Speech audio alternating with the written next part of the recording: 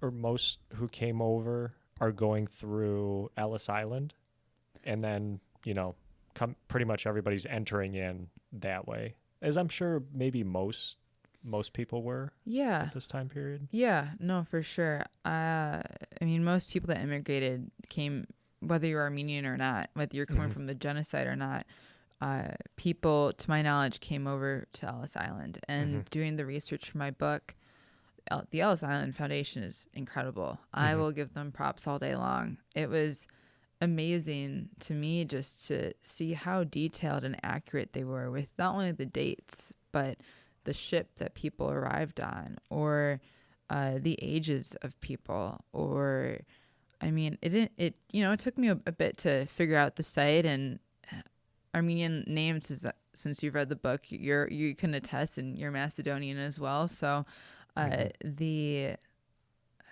the spellings of the names weren't 100% accurate, but you learn to be a little creative with, oh, maybe they spelled the name like this, or maybe they spelled the name like that, Hmm. and then you'd find it. There were a couple times where I knew the year that my ancestors arrived, and I knew the boat, Hmm. and so based on that, I was able to zone in and then find, okay, who's everybody that was on the boat, and Wow. then was able to kind of bring that circle a little bit smaller until I was able to find it. Hmm. So, but it was amazing. The I guess quote historian in me, I was up very late that night where I Yeah. first discovered how that website works, because I found it fascinating. In the book, there's some dates that were really prominent to me. One of them being one of my ancestors arrived in Ellis Island on Halloween one year. And I thought, wow, you're coming over on Halloween. And here I am, like, thinking of my youth trick or treating on Halloween, Yeah. just from a perspective standpoint. And,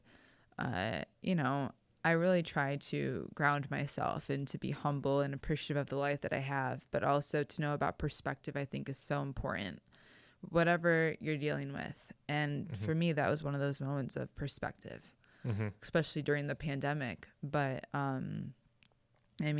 yeah, Halloween for my ancestor was vastly different than the Halloween that I experienced.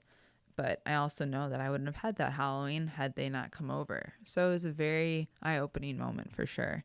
And I had many of Yeah. those. So, It, you mentioned, so you just went, this was a website. mhm. You didn't have to like contact anybody or go to New York Mm-mm. to research? No, I think I just put my email in, and Yeah. and I think from there I could access it. Oh, that's I don't nice. think I had to pay for it, which was really Okay. cool. I think they just wanted my email, and uh, I think I had to log in every time I used it, Hmm. but it was nice too because you could save things. Hmm. So I haven't been on this site in a bit, but using my memory right now, there is like a part of your, let's say, your profile where you could just pull up all the places that you quote unquote pinned or that you saved. Yeah. And to me, that was great because, yes, I was typing things out or I was writing things down. But if I wanted to go back and for a reference or just to see it again or to see the boat or whatever it was right there. And it Hmm. was nice to have everything cataloged.